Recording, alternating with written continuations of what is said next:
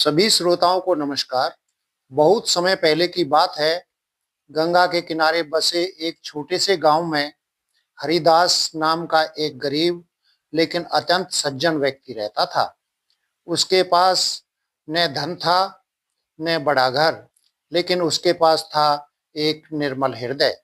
हरिदास रोज सुबह सूर्योदय से पहले उठता, गंगा स्नान करता और फिर पूरे दिन मेहनत मजदूरी करता।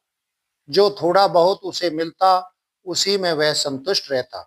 गांव में कोई भूखा हो तो वह अपने हिस्से का खाना दे देता। कोई बीमार हो तो बिना कुछ लिए उसकी सेवा करता और कोई दुखी हो तो अपने मीठे शब्दों से उसके मन को हल्का कर देता। गांव के कई लोग हरिदास का मजाक उड़ाते थे। वे कहते, इतने अच्छे कर्म करने से क्या मिलेगा? न घर बढ़ा न धन बढ़ा। लेकिन हरिदास मुस्कुराकर कहता, वो मिलेगा जो भगवान देंगे। एक रात गांव में भयंकर तूफान आया। बारिश और अंधेरे में एक बुजुर्ग साधु रास्ता भटक कर हरिदास की झोंपड़ी के पास पहुंचे। साधु कांप रहे थे, भूखे और थके हुए थे।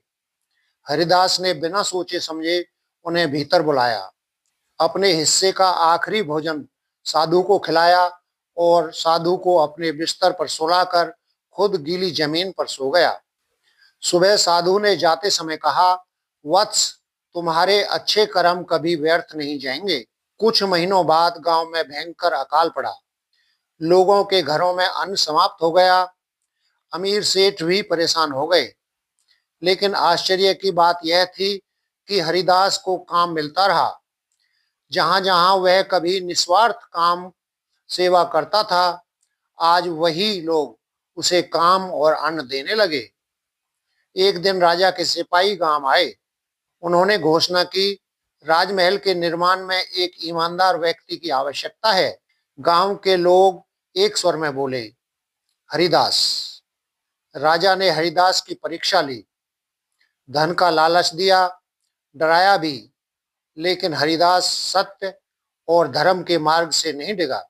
राजा ने प्रसन्न होकर कहा, ऐसा व्यक्ति राज का खजांची बनेगा। कुछ ही समय में हरिदास का जीवन बदल गया। अब उसके पास धन था, सम्मान था, लेकिन उसका स्वभाव वैसा ही सरल और दयालु रहा। उसने गरीबों के लिए अन्नशाला खुलवाई, बीमारों के लिए वैद्य की व्यवस्था करवाई और गांव को सुखी बना दिया। हरिदास ने सिद्ध कर दिया कि अच्छे कर्म तुरंत फल न दें, लेकिन सही समय पर उनका फल अवश्य मिलता है। जो दूसरों के लिए जीता है वही वास्तव में सबसे बड़ा धनी होता है। कहानी सुनने के लिए धन्यवाद। अगर आपको यह कहानी पसंद आई हो तो इसे लाइक करें, शेयर करें और चैनल को सब्सक्राइब करना ना भूलें, क्योंकि हर कहानी में छिपा है जीवन का एक अनमोल सत्य।